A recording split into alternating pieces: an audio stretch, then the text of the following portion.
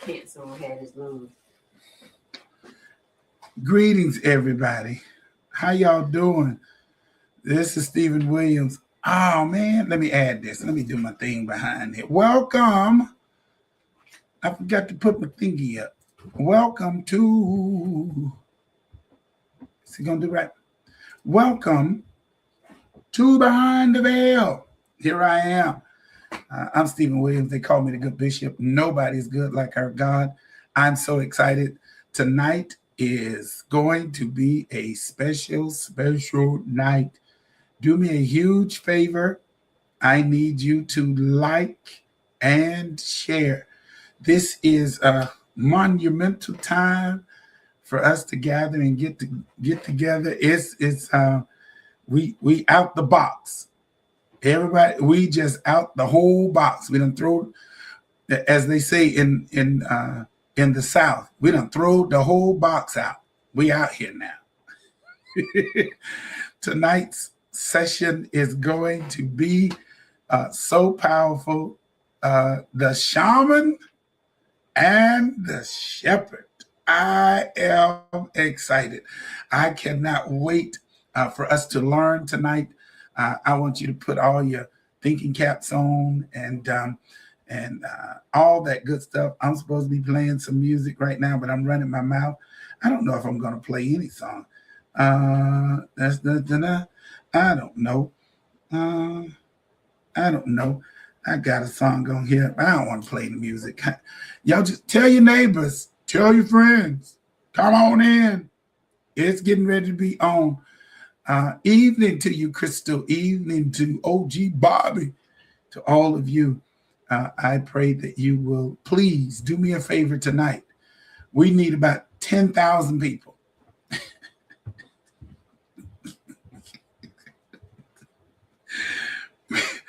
We need about 10,000 people to watch this. Let's make it go viral. Especially in light of all the stuff that's going on in the world. This is an interesting night for us to have this conversation. I'm looking online to make sure everybody can hear me. I guess y'all can hear me good. Oh, yeah, we're doing good. We're doing good. I hear me. Y'all hear me. I see me.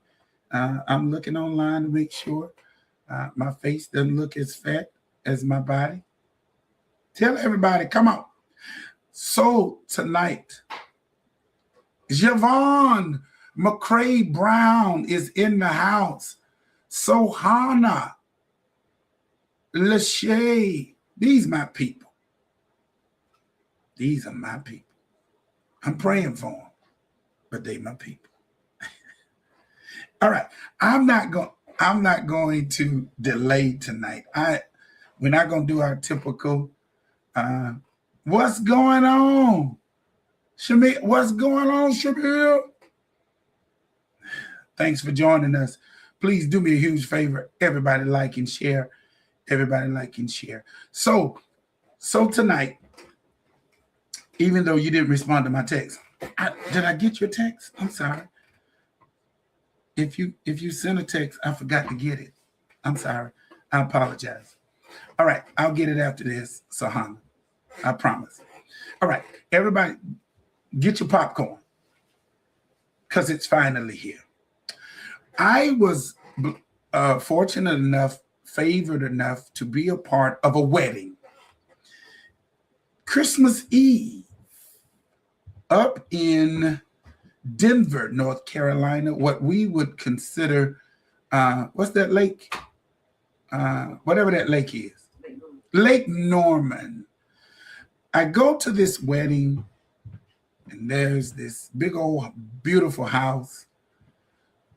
People got good cars driving out there. I'm glad I drove my good car that day. And I walk in the door, and I meet this young gentleman. Actually, y'all not going to believe it. I think he's taller than me. You're taller than me, aren't you? Aren't you taller than me? Yes. He's taller than me. What are you, 6'6", 6'7"? 6'7". He bigger than me. Well, he's taller than me. He ain't bigger than me. I'm a fatty waddy. So, but we met, and um, it was the coming together. And I think he was like, I want to make sure, he's going to, that we were going to receive each other, because he comes from what we consider a different religion. Or we're going to talk about that. We're going to talk about that. Um, and so he and I met, and it was really cool. It was kindred. Um, I enjoyed him. I think he enjoyed me. And so we were talking about how can we talk together. And he was a shaman. He is my first shaman. I need to get a shirt. I need you to get me a shirt. I met my shaman friend. And so I want you all to welcome to Behind the Veil for the first time. And I hope many more times after this as we continue to talk and share. He is, and I need to go over here because now I understand it.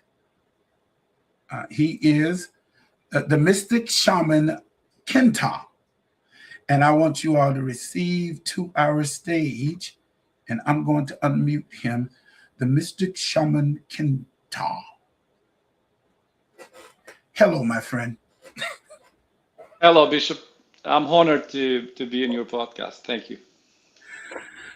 And so we met, and we really are trying to. He told me I was successful, or what was that you said, that I was a winner or something, or what? Initially, what was that you said? At the wedding. No, right now, because you said I had you on this show that we are talking. So you said it was already a success because we're both having this conversation. Well, I don't know if it's going to be a success or not. We see to the end of the show. But but I told you that you are open-minded to bring me to your show. So it is already a let's say extravaganza happening. I love it. Now, listen, we are on here tonight for clarity. And y'all know how I am. We don't do any judgment. I laugh a lot. And you didn't tell me how I should dress you. Is it Kenta or should I dress you? Kenta? Kenta. Kenta. I was going to say, now, do I dress you as Shaman Kenta or just Kenta?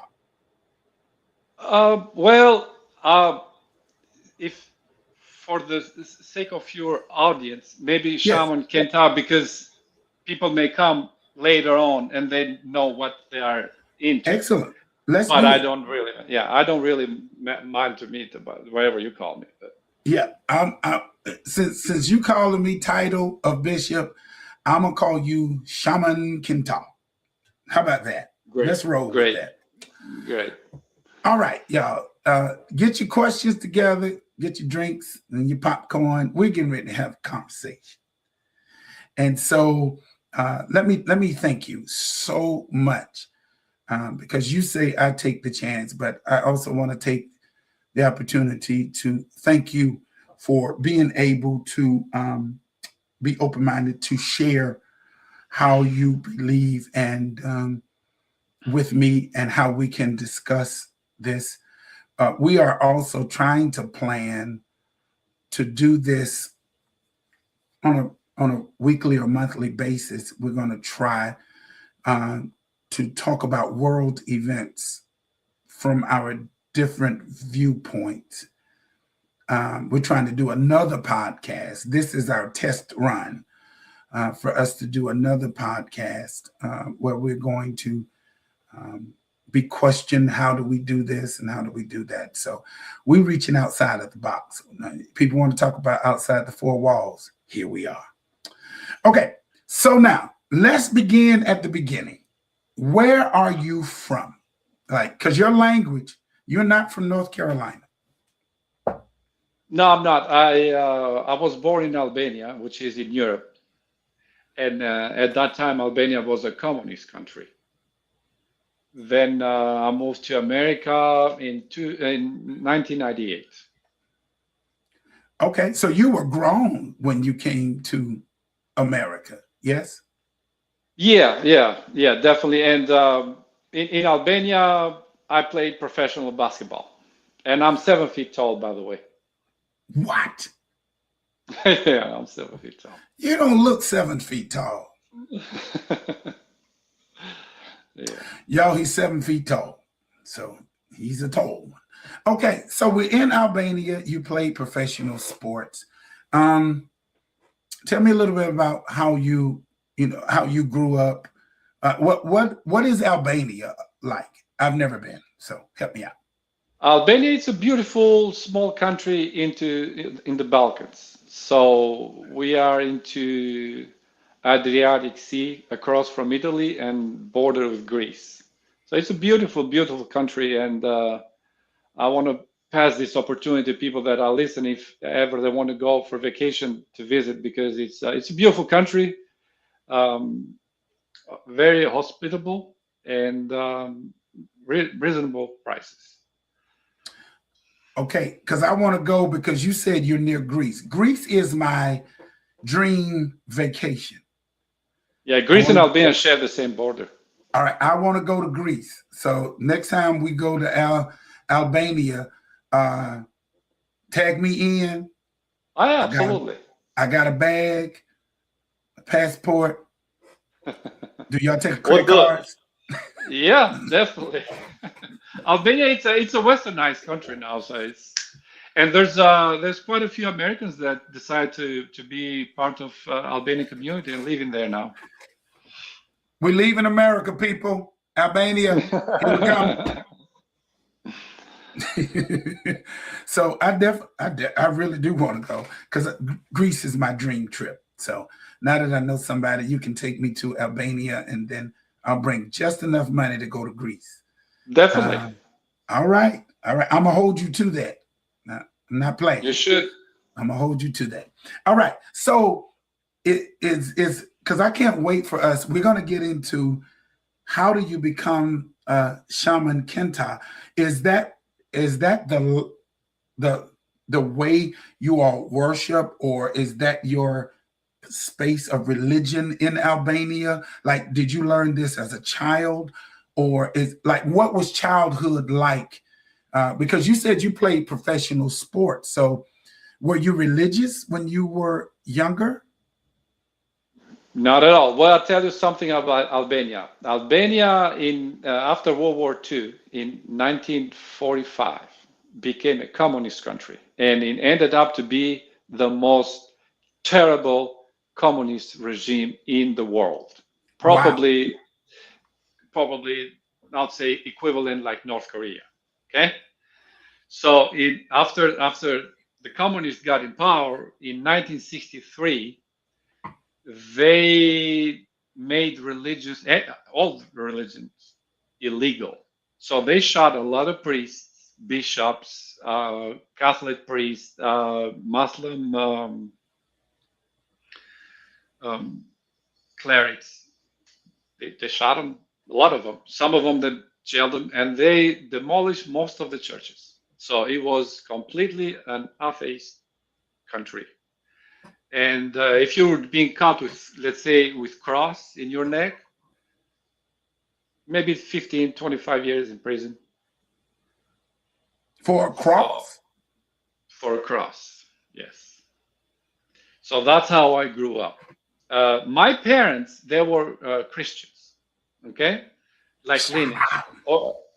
So they'll do some things like, let's say for Easter, they'll dye the eggs, but only in the room, just the family, and then they will take the colored eggs and put them in the toilet, because if you put them in the trash and people will see it in the trash, they'll spy and bring the secret police, and pretty much you're dead or in prison, or very, very harsh sentences. So that's what Albania. That's how I grew up. I had no desire or any inclination towards God at all. Although my parents, they somehow they were, but even they, with the fear that they had for so many years, they were kind of very restricted and cautioned. But for me, the way I grew and being, professional athlete, there was no any point to bring me or Albanians towards God. That's how strong that regime was up to 1989, 1990. Wow.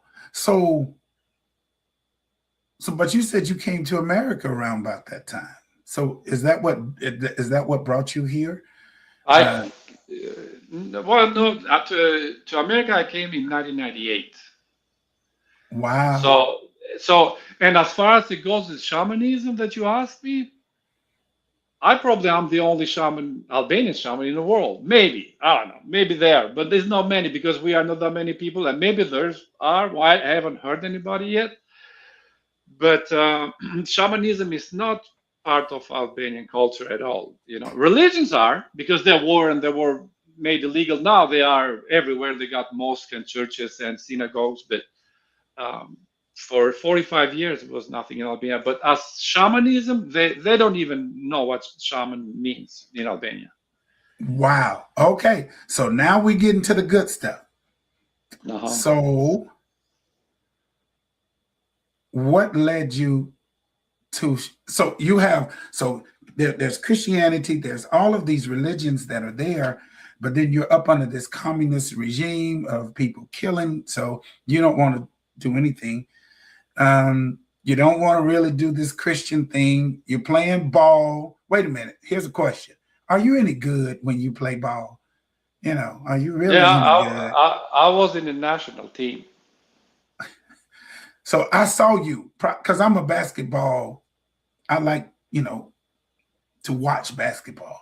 So if I go back to 19 what and look at the Olympics, I'm going to see you. Uh, no, we never made it into Olympics. Albania, we made it to the European Championship, but to Olympics, we were not that good to make it to the Olympics.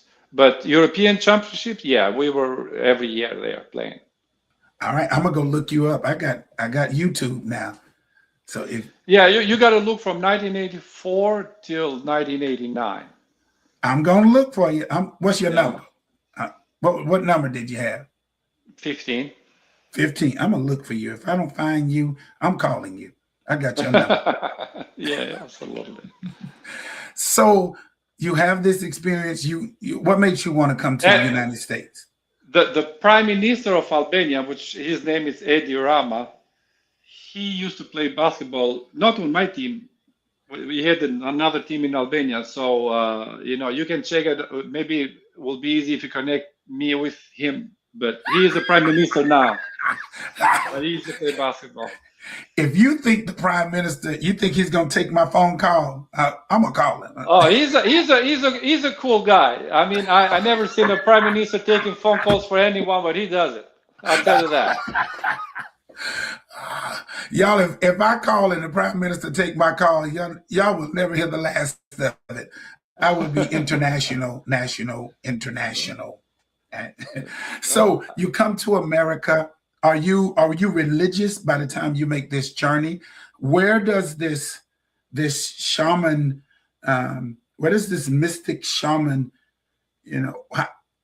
how do you get here? What's the bridge? What brings you here, and why not pursue Christianity or some other religion? Like, what happened to make you say, this is what I want to get into? Was it an event that occurred, or just education or exposure? Thank you for your question, Bishop. Very, very deep in my roots. It hits my roots. Um, well, like I told you, growing up not connected with religion, I didn't show any interest. But what was evident for me in Albania, I was ignorant because we are programmed through a very strong system or government to not think. And the information was very, very limited. So, first, I went to Greece, and I stayed in Greece for 8 years. I lived there, and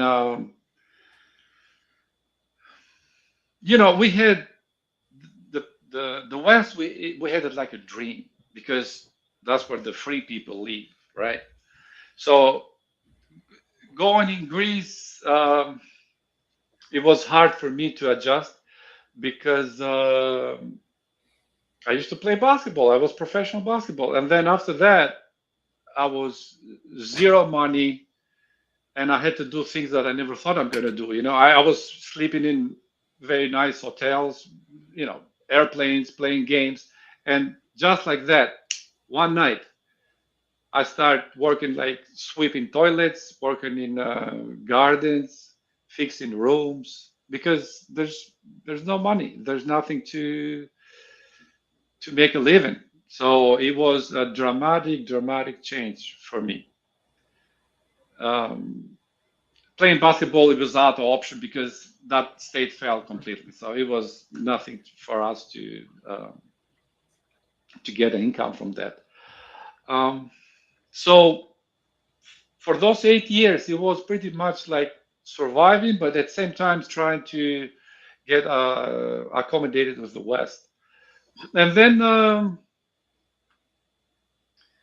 1998, I was able to come in to America legally.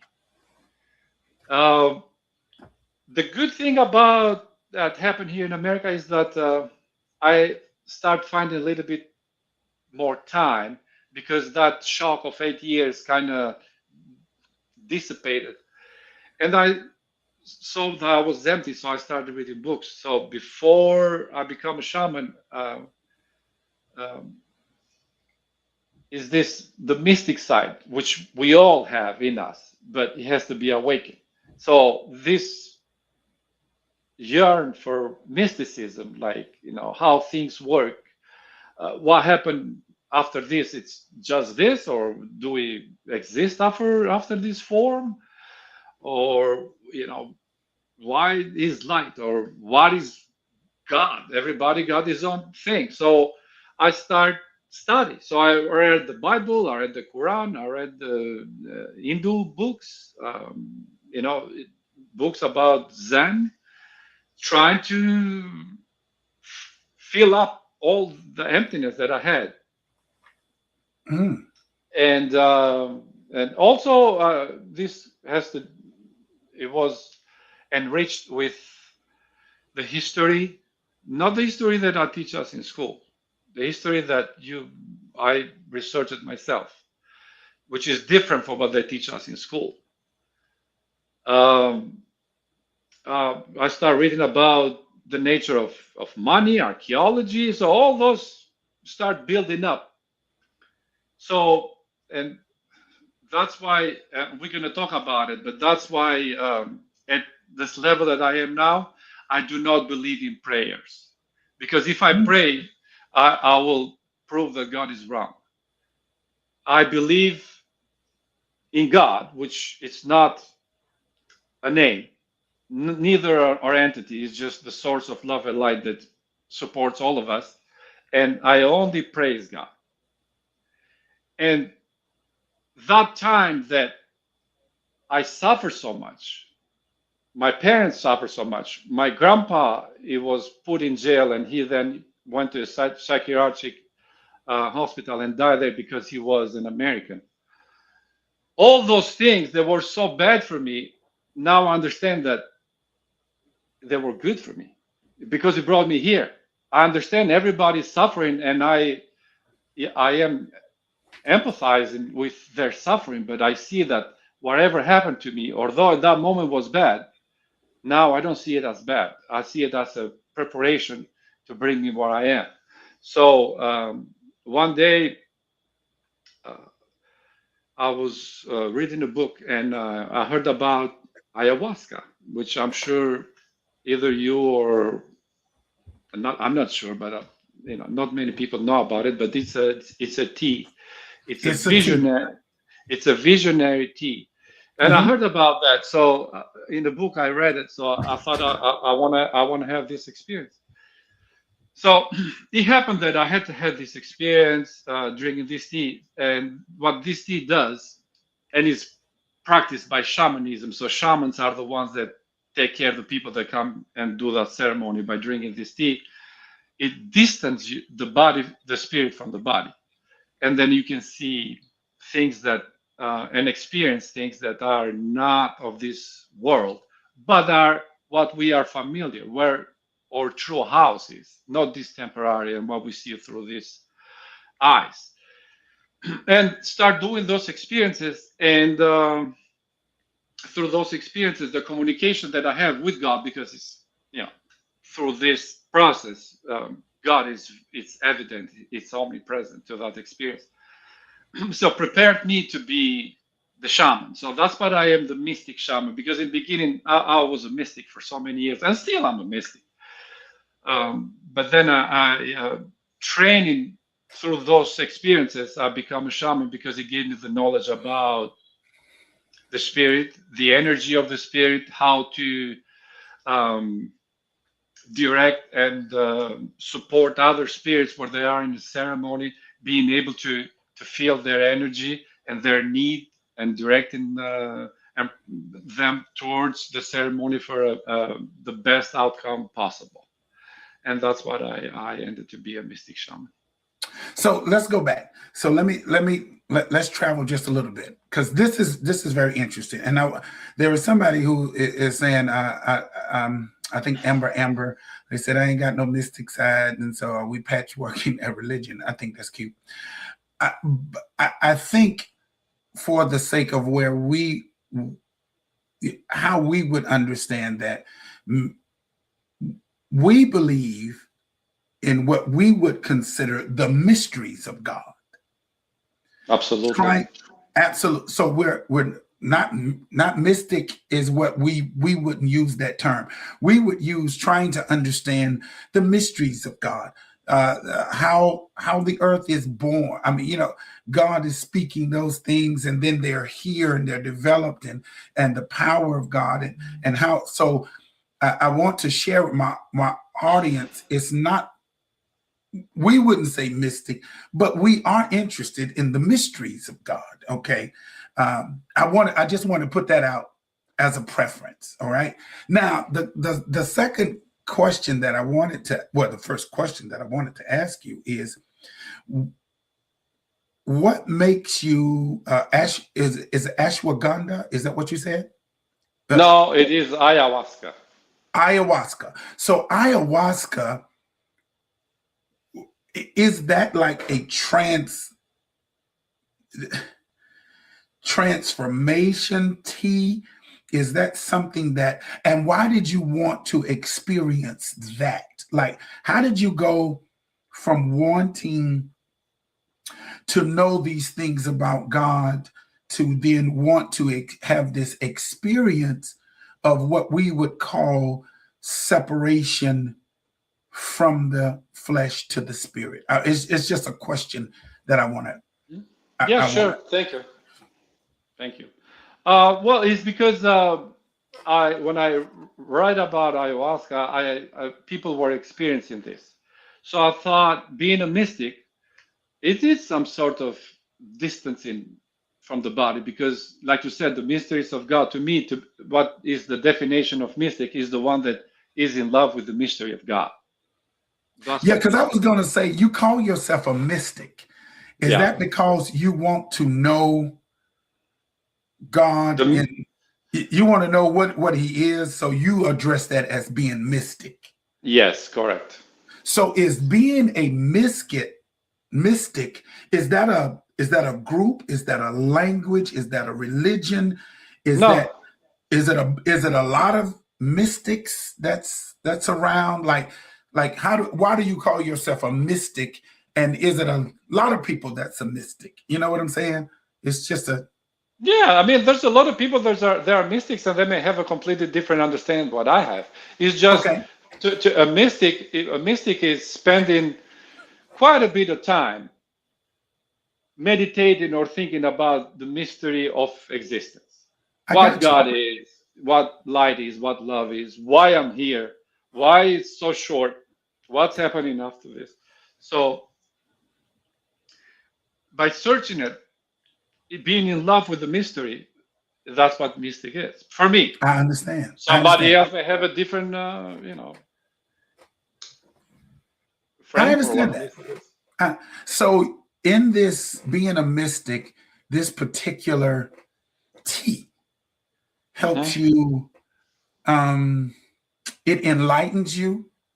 It Yes, does it illuminate you, or because yes, I can see my people right now asking a whole bunch of questions. it does. Uh, It does enlighten. It does transform you. It's not for everybody, and okay. it's not guaranteed that everybody will be transformed. There's a lot of people that have done it and they didn't um, experience anything, or some people kind. I'm a shaman. I do ceremonies, so sometimes I have Christians coming in there, and especially one came like, yeah, I'm not coming anymore, but on this experience that I had with you, I was in a beautiful lake with Jesus, and I wasn't expecting anything more, but I had a good time with Jesus, and I think this is for me. It did it, and I'm done with it. And it's like, sure, Interesting. love it So like me. how do you become, let me ask that question. How do you become a shaman? Like, what is a shaman, and can anyone become a shaman? Um, I know it's can a lot. anyone? No, this is also a very good question. Can anyone become a shaman? I don't want to sound that I'm special, but not everyone can become a shaman. Now, Okay. can a shaman teach another shaman? He cannot.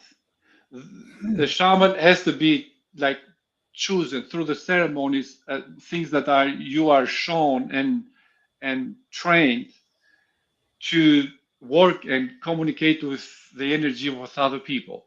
Because shaman is, because I'm answering your questions from the bottom up, from the last to the first. So what the shaman is in a ceremony, which is it's a sacred place to be into, because people that I direct over there, they are all their spirit is distance from their body. Uh, it's like a guidance, like you say yourself, like a shepherd, that you don't let them like spread where they cannot handle it, and to bring them back again. Hmm. So that's So, what. you would liken that, in our in my belief, maybe that is likened unto being, and I'm talking to my audience, okay? Hmm. Uh, so maybe that is likened unto being a prophet, a Samuel, someone that is chosen, what we would perceive to be chosen by God. Um, and not everybody can do it. Not everybody can get there.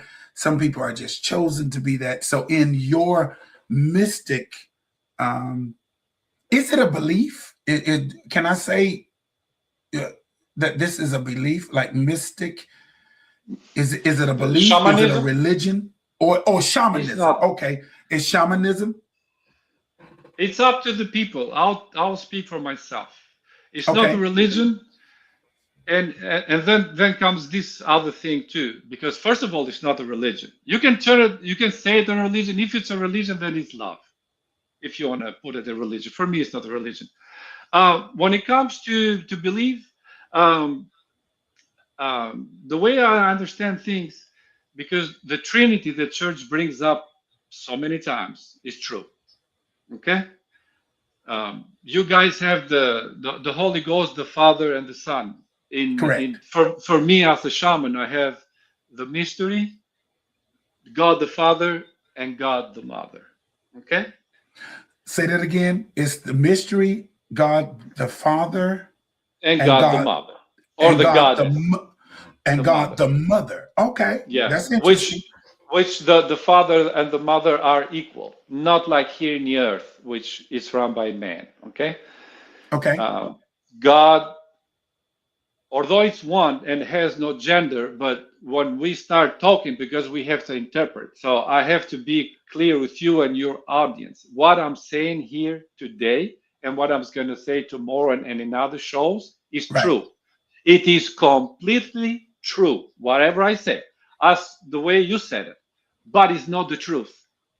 The truth cannot be spoken, can only be experienced. So when The I say truth things, cannot be spoken, it can only be experienced. Okay. yeah. So I'm what, taking notes.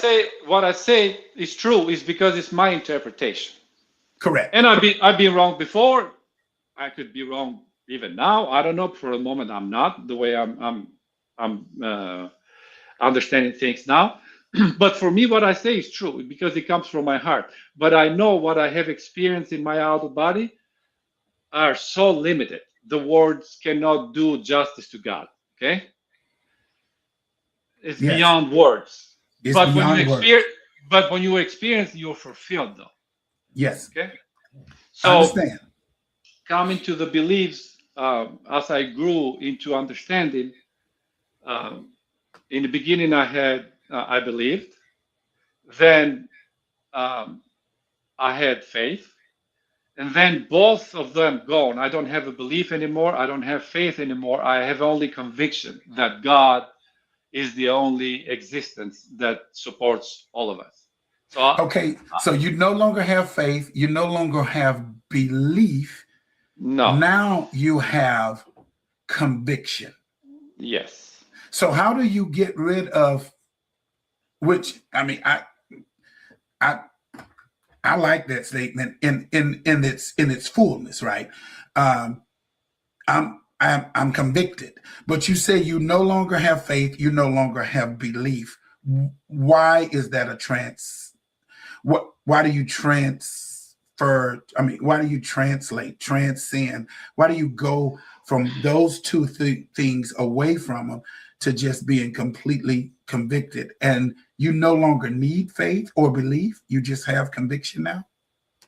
yes, because first of all, when you started, and like everybody starts, it's with belief. And Yes. as we know, many times, like we believe, let's say, in the dollar, okay?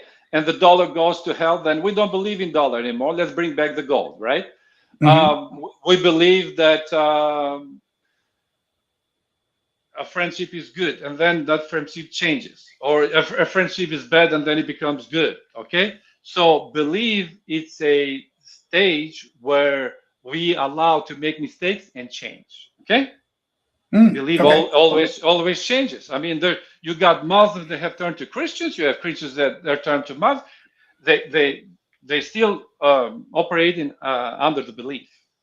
Now when the faith comes, is that um, based on the belief. Let's say, let's talk about the religions that we, this is um, you're a bishop, okay? I'm a shaman, so this is kind of where this conversation is going to bring us. So when you come to faith, is like you have some sort of image that I have faith in God. This is going to happen, right? Yes. I have faith that is going to help me, or I have faith I'm going to be healthy, right? And then what happened? We get sick. I have faith, and I did some. I've been a great husband. I've been a great wife, and I have faith in my wife. I have faith in my husband. I have, and the things change. So what Hmm. happened? So faith is something that we hope for, So this is the second step. So when I came and drank ayahuasca and came out of the body, then that experience that I have um, in front of God, experiencing God in a way that I cannot put it into words, even if you ask me to, because I won't do him justice. That's how beautiful, great, and shiny and loving God is. Hmm. That there's no word to do justice. So when that thing comes, then all the beliefs and faiths they fell away because it's a human story. And Okay. in front of God, there's no more beliefs, there's no more faith, because you have the one in front of you Yeah. telling you, I love you, telling you that I am you and you're me. And that's the conviction. So the Yeah. other ones, they help me. I'm not saying that it's bad to believe. I'm not saying that it's bad to have faith. Those are steps. But when you get to the conviction, those steps are not. It's like the ladder, or you go somewhere. If you go the first step and you go the second step, you don't need the first and the second step, because you're at the third. Okay. I understand. And for people that are, with the belief or with the faith, I'm all with them. I respect everybody's stage, and I'm just sharing my perspective and my experiences in this realm. I like it. So for us, that's what we would consider um, an experience with the Holy Spirit, right? The more depth we and more in tune we become with the Holy Spirit, there is this moment of what we call this out of body experience, where you just transcend and you go into a different kind of space. Uh, we don't do it with a T or anything else. We do it according to what we believe in, uh, prayer and meditation, and we are in tune with the Holy Spirit, and you can have this moment where you are really in a real good presence with God. So I understand what you're saying, through the lens of how I believe. Does that make sense? Absolutely. But I want to have a question, and let's start the true conversation, because I think up to now it was like, um, you know, kind of trying to feel each other. So you have a beautiful title for your podcast, Behind the Veil. So, I will answer my own question as well. But there goes the question for you first, Bishop. What is the veil for you? Okay, excellent question. So the veil really is seeing. So in from our perspective, um, and Mr. Charles and I talked about this. He said he has access to go to God directly. He has access. He does not have to go through anything. Our appreciation is of Jesus's sacrifice Mhm. to give us access back to God, to go behind the veil, where people don't need to talk to the bishop first. They can go to God for themselves. They don't need me to trigger them. They can call on God. And that's what gives us access to see and understand the mysteries of God, to understand his ways. Well, some of his ways, because most of his ways we don't understand. But it gives us insight to his presence. We go behind the veil, and it takes there's a place, there's a relationship, there is a dedication that we have to be able to go get our answers from God and not be moved by what we see in the natural, because there is a So, thing that go ahead. so you're saying the veil is like a mental state? More spiritual to us, mental, you could say that, mental or spiritual for us. It helps us, if my passions, or let's say if I am depressed, or I'm having a moment where I don't know which direction I want to go, I go behind the veil and I can ask God for clear directions. And where I would normally have panic, I now have peace. Where I would normally have doubt, I now, and I'll steal your word, I have conviction. Where it looks like I am not going to, it feels like I'm going to have defeat, but I've gotten a word from God that I will have victory. So not only does it transcend me spiritually, but it does transcend me mentally. It helps my whole body, my whole being when I'm talking to God. And that's my experience behind the veil. Excellent question. Great, thank you. Thank you for your answer. For me, the veil is the human body. There's a presence. Even now, you can see it yourself if you bring that focus that there's someone looking behind your eyes. Okay.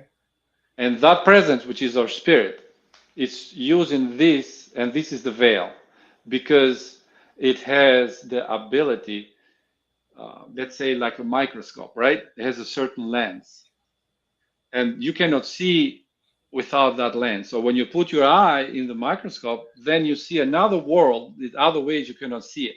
So that's what the body is for the spirit. We come here through this body because other ways will not be able to stay here a millisecond without the body. So having this inhabitant, this body, this form, this lens, then we're looking through these eyes and taking the information that is built to serve, of course, the spirit, but primarily the body and the survivor of the form.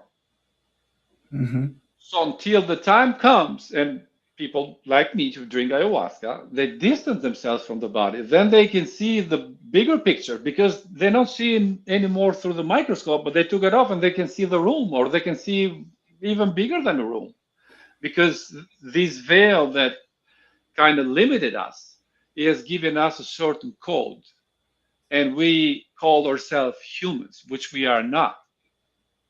The experience is to be a human, but we are not humans. And that makes that automatically makes us part of God and immortal.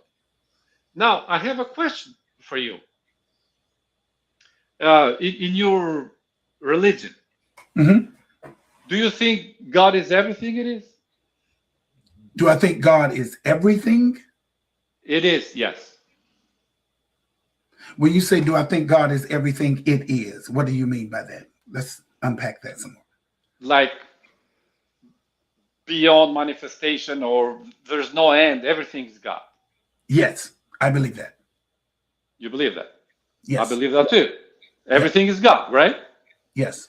So there's nothing out of God. Yes. Then there's no hell.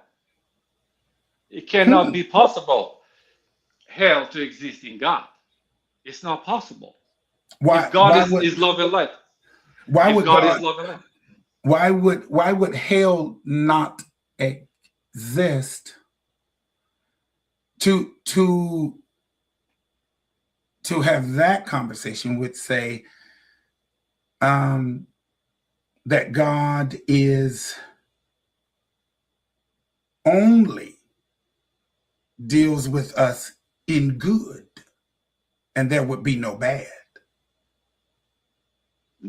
Well, as we have love and hate, we got night and day. So in God, everything happens. Correct. We are killing each other in God. Okay. It's not happening outside of God. Okay. But through this veil, we make God separate. That somehow there's God and there's hell. That some people are going to go there, but some going to go to God. There's no such a thing. If God is everything, then even if they go in hell, they still are in God. And if God is love and light, then it's not going to be such a thing. So because of this veil, which primarily is for survival, we use fear. Instead of giving people, giving people knowledge, instead of giving people the chance to grow the space of understanding, we use fear that, if you do this, you go to hell. Because it's the most direct and the cheap way to pass a message that people maybe not do it. Okay, maybe it doesn't do anything bad. So then, how do you justify if there is a good and a bad? If there is if everything is encompassed in God, which we both agree that it is, and we say, you say there is no hell, which is what we consider people will go because you do something bad. Then there's no paradise either. Then how would we do? You just stated, how would we be able to do good and bad? Because if there is no heaven and hell, but there is a good and a bad, the good and the bad is still encompassed in God. So if it's good, it's God. If it's bad, it's God. There is a consequence for good and a consequence for bad. If there is a good and bad. Well, even in all electricity, we have the negative, the dark, and the positive. And when they get together, we get light. Mm-hmm. So for us to be in this form here, it's a class. And to serve God, we have to be better and better and better. It never ends, okay? And we, at least the way I understand things, we don't die. There's no such a thing as death. And life is not born and will never die. The experience are starting and end, but life doesn't end. Mm-hmm. It was never born. Spirits were never born. God was never born. If we are part of God, which the same way the cells are in the body, if God is not ever born, we are never born either, because we are not separate from God. Right. So we believe in body, soul, and spirit. So in your same context, I believe in a heart, mind, and spirit. Heart, mind, and spirit. Yes. Right. Heart, mind, spirit, body, soul, spirit. I'm trying to make sure I understand it. Heart, mind, and spirit. Yes. To me, so I believe in soul too. To me, I'm sorry if I interrupt. No. I'm trying to make sure, because your heart is our body.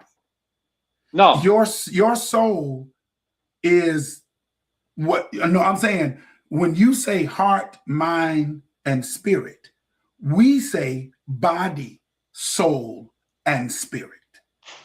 And so where you say the heartbeat, which is keeping this body alive, that's how we categorize it as body. Because if your heart stops, your body stops. Well, what about spirit? What role does spirit plays? Right. Does the spirit keep the body alive? Does the spirit keep the body alive? To us, no. The spirit is in, we are spirit made, and God gives us a body, and the heartbeat keeps this flesh alive. Because but it's mechanical. Let's say if somebody says, I want to die, and there's a lot of people say, I want to die, and they die. Mm-hmm. So the power is not. They die in the body. They die in the body. Yeah. But the spirit is the one that initiate the body to die. And no matter there's something natural as well. Huh? Don't take that diseases or heart problems. But the will to live is the spirit. The heart is the support of the form. Without the will, the body will not be able. The spirit will not be able to be there. Because if people lose the will, for me, primary is the spirit. Body is the servant of the spirit. Okay. And of course, has a heart and has a blood pressure. It's part of this reality that we're here, right? But to go back to this that I was talking, like what you said is the good and the bad. And that's why we're here. Yes. Because if let's say everything that we talk about God, even me, like I told you, it's an interpretation. Okay. Correct. You take the Bible, you take the Quran, it's written by man. They Correct. Can say it's the words of God. Well, my words is words of God too, but I'm not that famous that Jesus was. And, Quoted to him. He was a famous one. He was a master. He was a teacher, and I take much appreciation from what he has said as well. Mm-hmm. But nevertheless, it's an interpretation. God cannot be put in a book. God cannot be put in the words. Okay? Mm-hmm. But as we come here to this class, which is God, and it has us to play on this information, the good and the bad. Mm-hmm. And as we use those, the same thing that the kids use when they play with toys. They take the toys and they put them apart, and then they try to put them together. That's what humans do here Okay. all the time. We do it with relation, we do it with states, we do it with wars. That's what we do. Put Mm-hmm. it apart, put it together. We are in this stage, at least to my understanding, humanity is in the kindergarten stage. We learn of our own free will, Okay. and to be how you say they to be responsible. We got to learn those the good and the bad. I Otherwise, agree. you'll not be responsible. So let me go back. So you said that your country, Albania, was up under the regime of communists, and they murdered and killed anybody who did anything religiously. So in your form of belief or thinking, um, your belief, those people who did those bad things have Mhm. also have access to the same heaven that you have access to, although they did horrible things. So is that your belief that regardless of how they acted in the earth, that who in their realm of spirit, they then have access to the same peace? I will assume that you would consider heaven peace since there is no hell.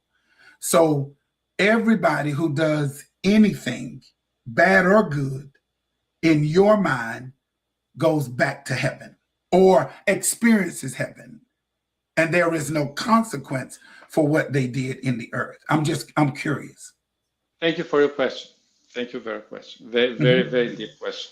First of all, I don't believe there's hell, and I don't believe it's heaven. But if you want to call it heaven because that beautiful experience that the spirit experienced when it's out of the body, then it's heaven. Okay. But let's go back. Uh, So you saying I'll answer that. I'll answer that. no. You saying you don't believe that there is a heaven or hell. You think there is that people go to a state of mind back to God, back to their spirit. So you don't believe that there is either place. I mean, I'm just No, trying. yes, because I think that life experiences continue. Okay. And this is where I difference. Yes, either people that did bad or people did good after the body, they are faced with the love of God and no punishment at all, because they're not Hmm. people anymore. They are spirits. Interesting. But in this class over here, we carry a certain frequency, and with the spiritual work that we do here, this frequency grows, and as this frequency grows, the capacity grows as well. So by raising this frequency, after we leave this body, we go, let's say, to the realm of angels for those who acted that way. Okay, Okay. and they, the ones that did all those horrible things, Uh-huh. they're coming back, and maybe when they're coming back, they're not going to be the president of America that make wars, or the king of Mongolia that killed billions of people. There may be a guy in Africa or somewhere in jungle or here in America, a citizen. They got to go through this class again till they learn it, so they can move up. And when you move to the angels, there's more work to be done there. Of course, we are not in flesh anymore, because I think when we raise the frequency, there's no more reincarnation. The spirit is free out of this tight.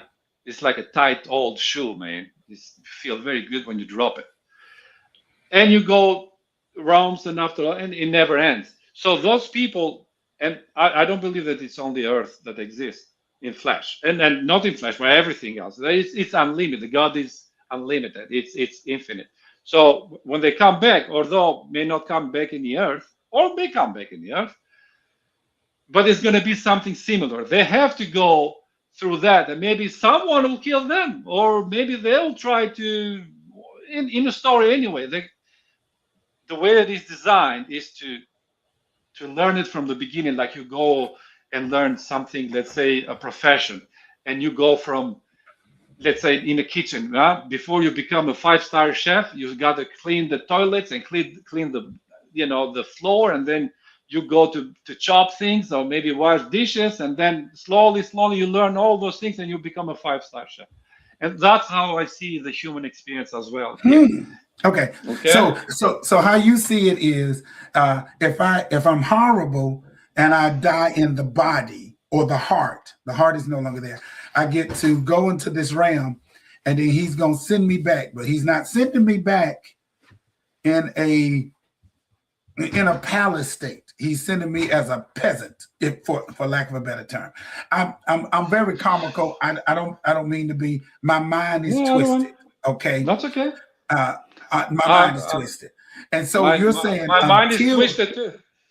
Until they get it right, they continue to come back, and then they got to keep doing it over and over again. Yes. But they're not going to come back as that particular person, but right. They got to come back to a place where they got to continue to learn the lesson. You mean to tell me that, like, I got to see Mona again? Like, if she leave, I got to come back, and then she gonna be somebody else? No, I'm just joking. And she, you might, but the thing is that it's not gonna be in that body. That and this is another thing, that the way I see things is like, we people are very dramatic. Okay, we like drama.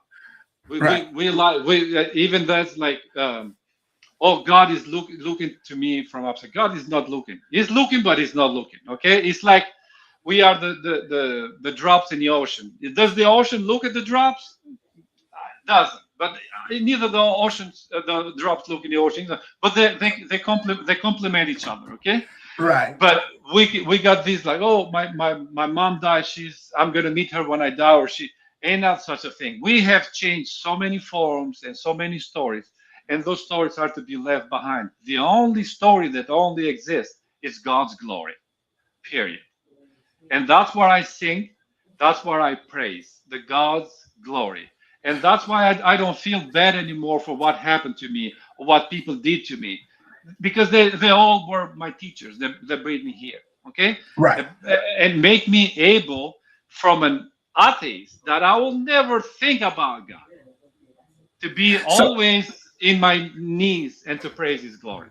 Yeah. So when in your belief, when you say they come back, do they come back with the knowledge of kind of what they had, or do they have to start over?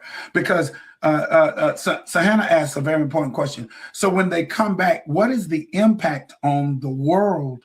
So, like, if I knew then, when I was 18, what I know now, I would make different decisions, which would have a different outcome or impact. And so will I have that same experience, or do I have to start over with my knowledge of good and evil? That's a question. I'm just asking. When you're coming back, is what constitutes the spirit experience is the frequency that we carry. The higher the frequency, the more acceptance the people are, the more loving they are, the more empathy, sympathy, honesty, patient, all those people express. So those are people with high frequency. Those are the people that will go to the angelic realm. The other ones, the killers, the thieves, the liars, they did their part for us to grow. They took a very heavy load this time. Although they're hurting us, but at the same time, they're showing us what not to do. Okay, so I'm not against the punishment. They should be punished. I'm not saying that there's a killer and it's a teacher, but he's a teacher though. We cannot take that away. We're gonna learn from that event no matter what. But you should go to prison, absolutely. That frequency that he's going to live with is coming back. And there's another message for people that they see the life hard and they want to commit suicide. Okay, Mm-hmm. I mean, to me, it's not a thing that you have to do, but you want to do suicide, do suicide, and nobody's gonna stop you. Mm-hmm. I'm trying to tell something that may stop, but if somebody's gonna decide, it's gonna decide.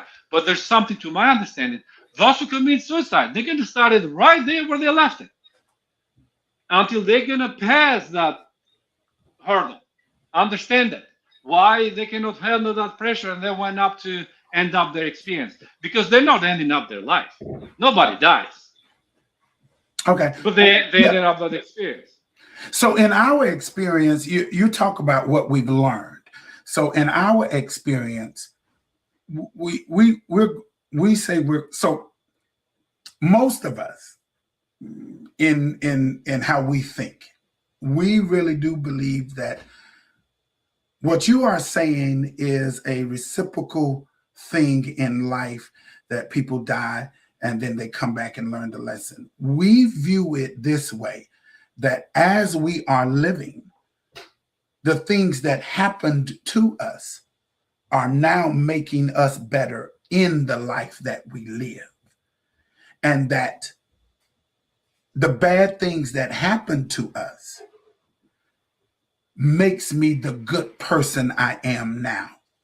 The things that happened with my father or happened in high school, those bad things, they make me grow, develop, and change while I am in the life that I live now.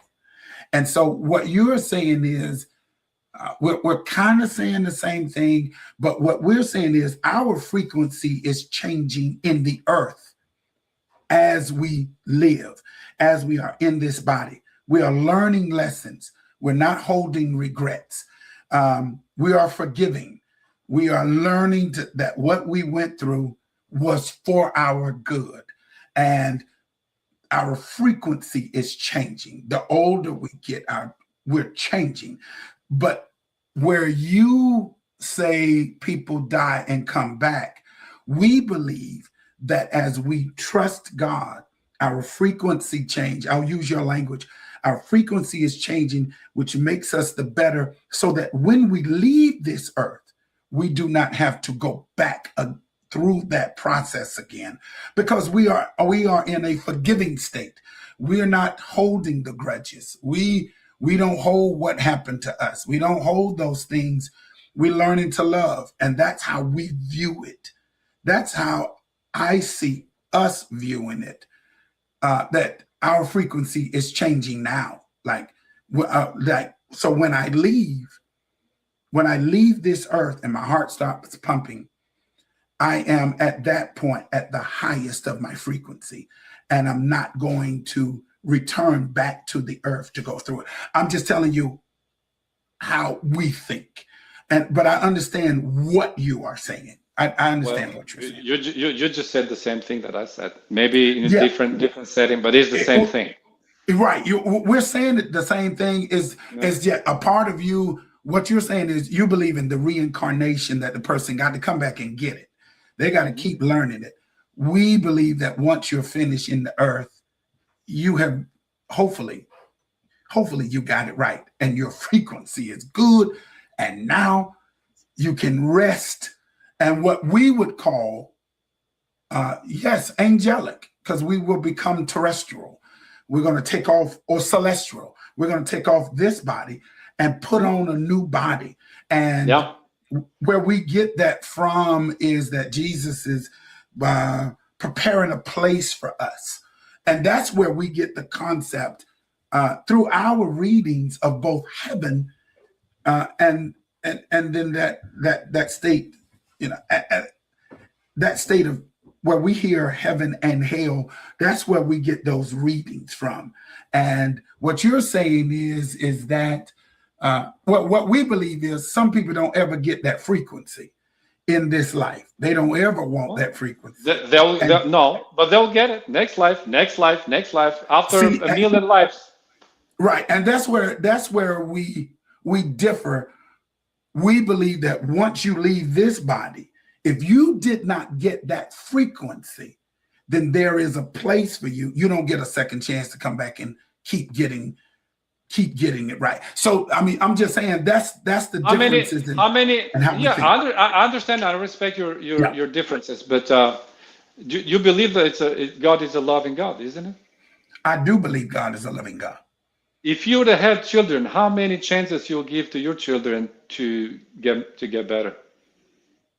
I think God gives us the chances to get better No, daily. I'm saying as a parent. As a parent. As I'm talking about as a parent. As a parent, I think God gives us an opportunity daily as we get older, as we grow in Well, Him and we grow in that is forgiveness. daily, but I'm saying in a form. You didn't make it this time. I don't know a loving God to not give you another opportunity. And I think God gives everybody infinite opportunities. Why? Because He does not discriminate for those who are able to make it and those who are able not to make it. God loves the criminal Mhm. and the just the same. Yeah, Jesus did but it, did it? yes, but how we believe is that you get to make those changes in the life that you live. Not that God gives, so you believe it that God will continue to give you lives. What we believe is that God gives you grace daily. And then once this body is finished with its work in its form, we believe that that's when God has said, you now, through, I've given you loving opportunities, but there is a right and a wrong, and that there is a so in our Bible, Jesus had two people on the cross. One of Mhm. them, one of them, according to how we read, one of them made it, one of them didn't. That's how we interpret the text. You have a different viewpoint. You see it in a different light. And again, I always say to people we don't see um, when we don't see it the same way, I often say, I'm pray for me that my faith will see it your way. That's what I say. Um, but I'm limited with by what I read, what I what we perceive. There's even a story in the Bible where somebody died. There were two people who died. One of them was in the bosom of Abraham, and there was another person that was in hell. That's where the story really comes from. And so we get that story that there is somebody who didn't get the frequency right in the earth. They died, and there is a place of punishment. And then there is a place of rest. And I think that's where we read. I think your education, you've educated yourself beyond the Bible, but in where we are, the Word of God is our supreme example, and so maybe that's where the differences are. Even though I read, It is a difference. And I'm not saying that, I do respect your religion. I do yeah, respect your view. But this, I see it differently. And certainly. and definitely by having this different understanding, I do not believe in forgiveness either. You don't believe in forgiveness? No, I don't Well, believe in well, forgiveness. what does that mean? Tell me more. Because when people believe in forgiveness, then it becomes this sort of, let's say I did something wrong to you, right? Okay, And ask for your forgiveness. Right there, you got a power above me. You sit in, let's say, in a throne. You can forgive me, or you cannot forgive me. okay, Or if you forgive me, you can tell, listen, don't do that anymore. Anyway, so you have the upper hand. Okay. To me, that's why forgiveness, it's let's say over there with the belief and faith. To me, it's acceptance. Let's say I did something wrong. If I'm able to reflect into myself, I'll say, I did wrong, I'll do better. But if somebody tells me, forgive me, I'll tell him, I have no power to forgive you. But if you think that you did something wrong, reflect on yourself and get better. Because the God that I believe into does not forgive. He only accepts everyone. The wrong, the bad, the tall, the short, the male and female, the Muslim and the Christian, the Buddhist and the atheist. He accepts everybody. Okay? Because if we go with the belief that you guys have, let's say in Christianity, then Jesus is preparing a world for you, right? The Muslims, they have it that they're preparing their own thing too. And they have 72 virgins waiting for the man. What's going to wait for the woman? Who knows? But for the man, there's 72 virgins. So, you know, and in the Buddhist, you know, Buddha is waiting for them. So every religion aspect is preparing a place for each one of it. To me, there's no place. It's just God. And there's not an entity. And it's not a guy with a beard. It's an interpretation of it because the spirit of God is old, you know, and there's a aspect of male energy and there's an aspect of female energy also, which I dearly love and respect equally, because in all the religion, there's this God, the man. Well, what happened to the female energy? Where is the or better half? It's not being respected. It's not being put there with God, equal. And above that, there's no male or female. But as it is light and dark, then it is male and female. As it is, like I said, in the wedding, you know, we have the sun, which is a male energy, and we have the moon, which is female energy. And they're equally respected. They're doing their own thing. So that's where my understanding is, and that's where my conviction is, which everything is, it's accepted. There's no punishment, but it is punishment also because we punish ourselves, like I said, with the frequency. God doesn't punish us to come back here, but it's because of the free will. You know, the moment that God gives us free will, why He gives free will? If He was, if you say you don't have free will, I'm love and light, and act like that, then will be no responsibility. There will be no reflect. Then it will not be like to see God as a source of inspiration, because pretty much we're going to be like robots. And that's why we're here. Not only to learn.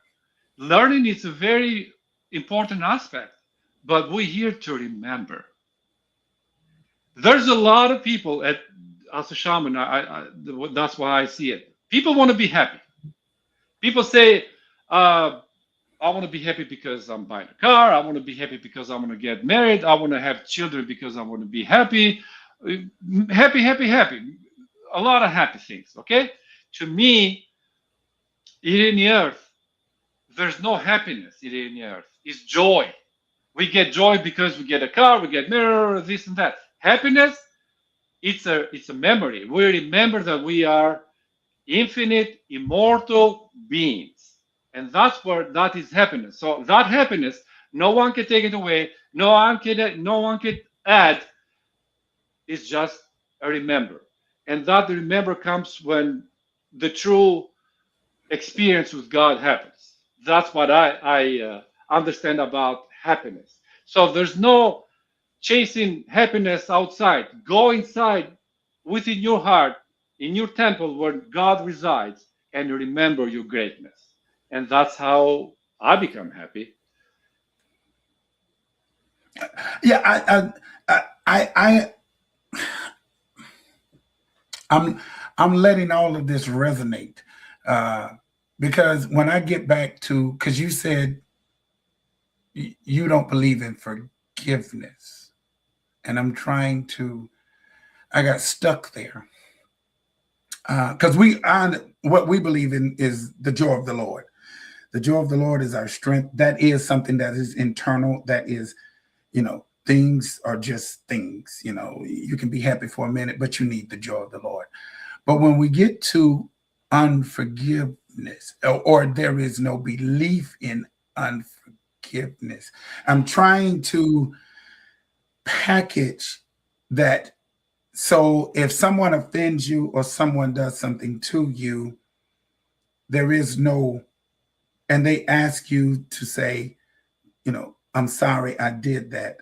There is, you say, well, I can't forgive you, but I can accept what, is that what you said? Accept No, I what you said did? I'll tell them I accept for what you are, and if he comes truly from his heart, then it means that he reflected or she reflected, and then that person will get better.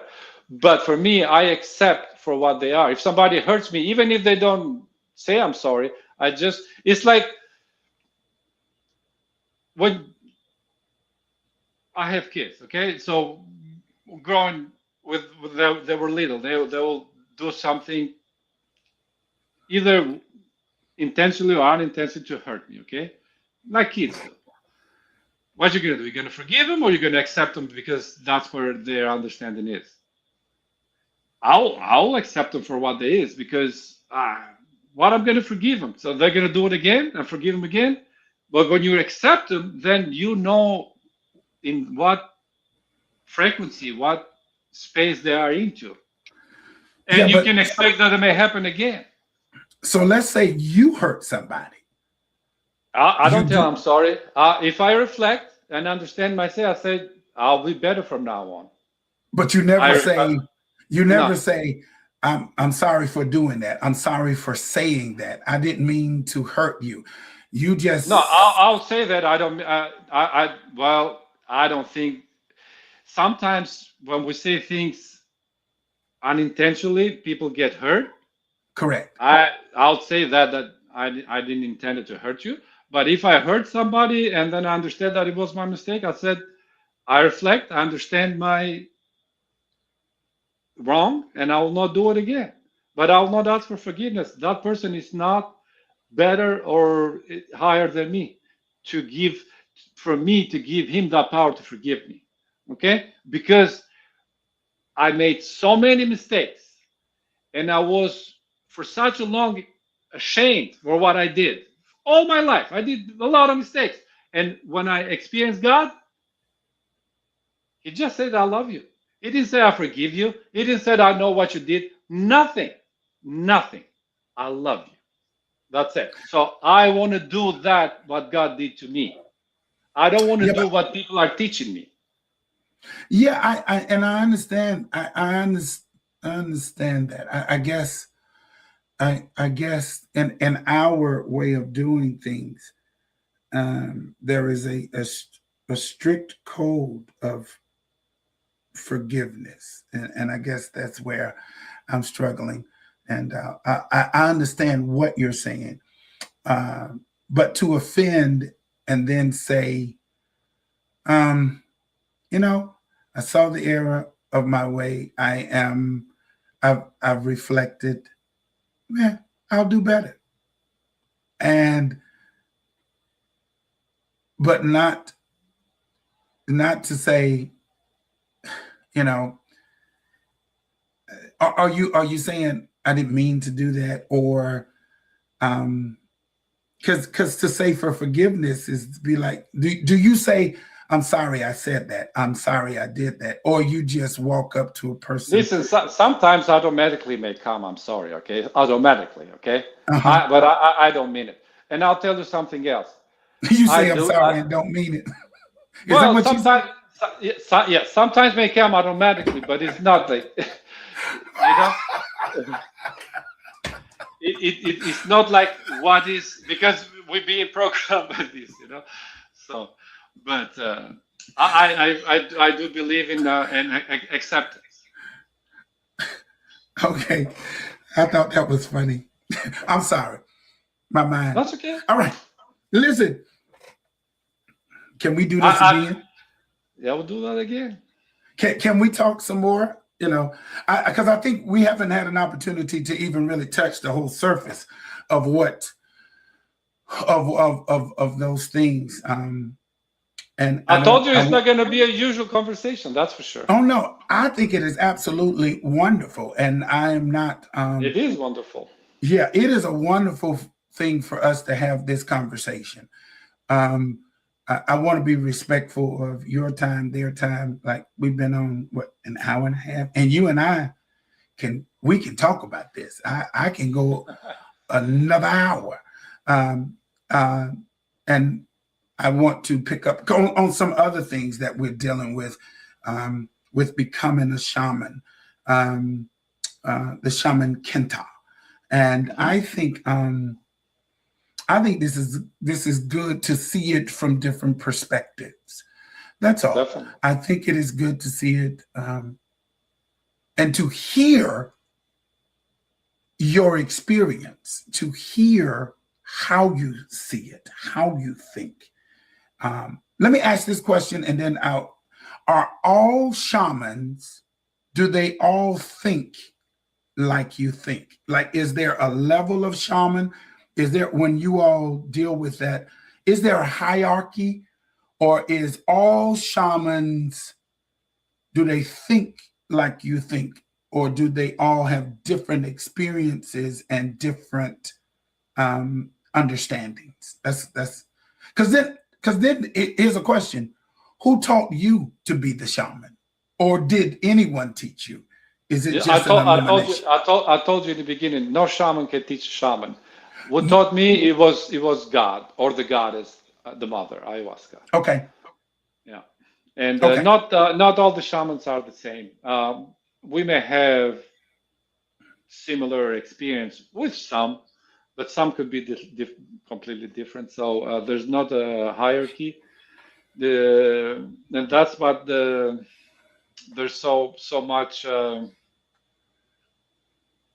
choices with the shamans because it's a diversity. All the shamans have their own thing. I got you. They may, I yeah. I think this is wonderful. Um, I think this is wonderful. Can I get on your schedule and we'll have a part two? Would you do a part two with me?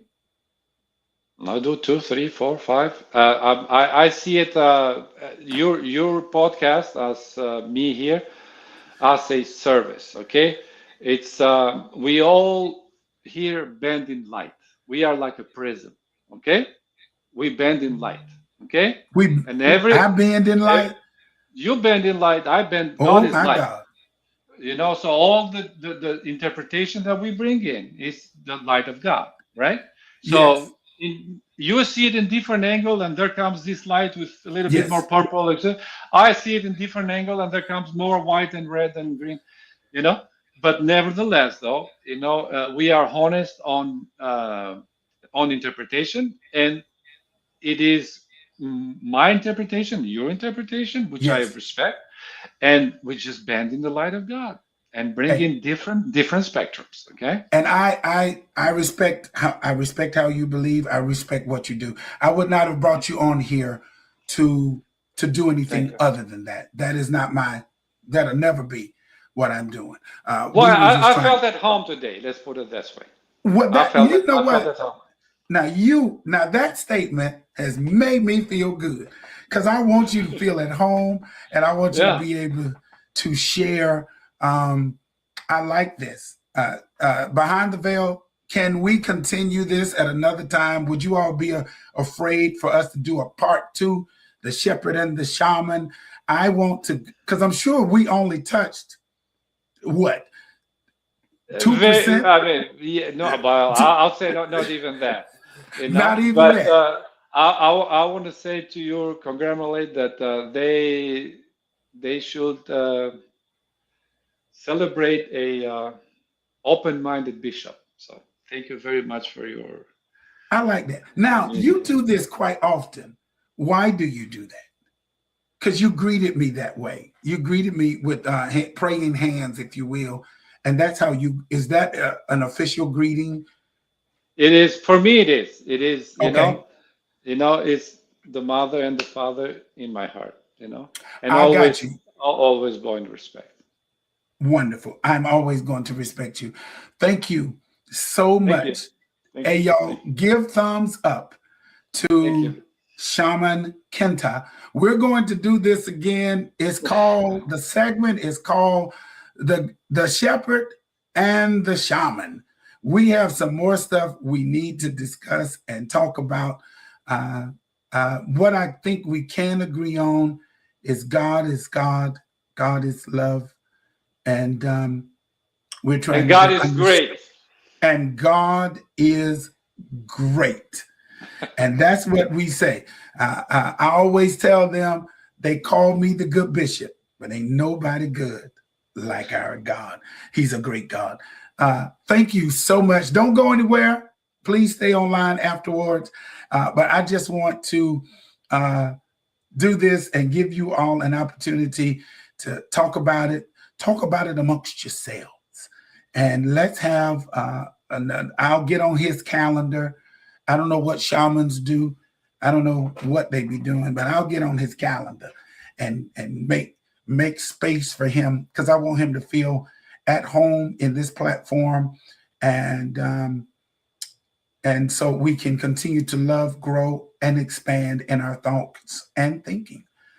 I appreciate you. I appreciate you too. Shaman Kenta. Much respect. Thank you. Much respect for you. And so thank you for having this dialogue with me. Thank you. We're both stepping out on doing something that I'm sure nobody has ever really done before. Having these two. I'll say for sure. I mean, I've seen a lot of conversation, but everybody is Christian with Christians and spiritual or shamans with shamans, but Christian and shamans. I mean, you are the pioneer, and I follow it. But you got them podcast. I like being the pioneer, y'all. Not only am I international, but I'm a pioneer. I love this show, and y'all jealous. That's all I want to say. You got jealousy in your heart. Listen, thank you all so much for joining us behind the veil. This is Shaman Kenta, and I am Stephen Williams. They call me the Good Bishop. We appreciate you. Join us next time behind the veil. You clicking?